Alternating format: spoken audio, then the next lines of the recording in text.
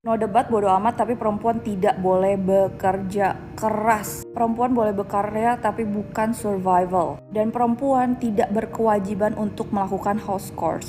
Tidak, bukan masak, bukan beresin rumah, bukan nyuci, ngepel, bukan. Tugas perempuan itu adalah nurturing, memberikan cinta buat pasangannya, keluarganya, anak-anaknya. Dari zaman dulu itu emang udah ajaran paling benar. Aku nggak tahu apa yang terjadi di generasi zaman sekarang. Kok bisa orang bilang, lah kalau misalnya suami udah provide everything terus lu bebas mau ngapain aja, terus kontribusi lu apa? Nih, aku kasih tahu ya, kontribusi perempuan yang sangat jelas dan nyata dan dari dulu memang seperti itu. Memang secara desain memang harus seperti itu. Dan enggak, perempuan-perempuan yang ada dalam pernikahan ini bukan perempuan-perempuan yang beruntung ada di pernikahan seperti ini. Tapi memang zaman sekarang aja yang aneh. Aku tuh tumbuh besar ya melihat seperti ini. Laki-laki berfungsi sesuai dengan ajaran agama, yaitu provide, protect, dan hadir secara emosional. Harus tiga-tiganya itu kewajiban laki-laki. Dan perempuan mengelola apapun yang diberikan itu jadi lebih banyak. Kamu kasih dia rumah, dia kasih kamu kenyamanan. Rumah tanpa istri itu rasanya kosong banget.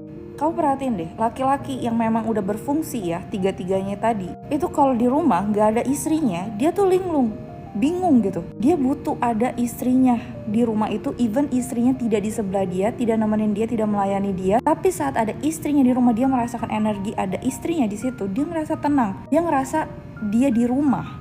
Bayangin di rumah yang sama, kalau nggak ada istri, dia bisa merasa itu tidak rumah, dia merasa tidak nyaman. Dan sama halnya, kenapa kalau misalnya istrinya itu lagi uring-uringan, lagi stres, itu suaminya ikutan stres. Karena memang vibe rumah jadi nggak enak. Karena yang lelaki butuh dari istrinya atau perempuan itu memang energinya. Dan laki-laki yang berfungsi tiga tadi, gak akan bolehin istrinya kerja keras. Boleh kerja as a hobby, boleh kerja buat memberdayakan diri. Tapi kalau lu udah sampai capek, udah sampai stres, stop.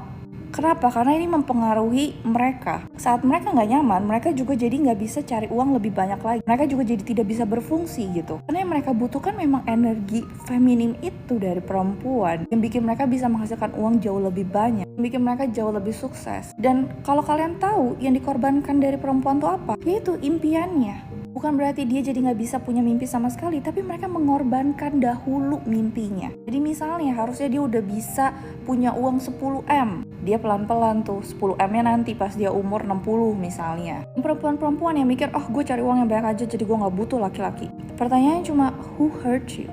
Dan seberapa besar sakitnya? Kalian lihat username aku?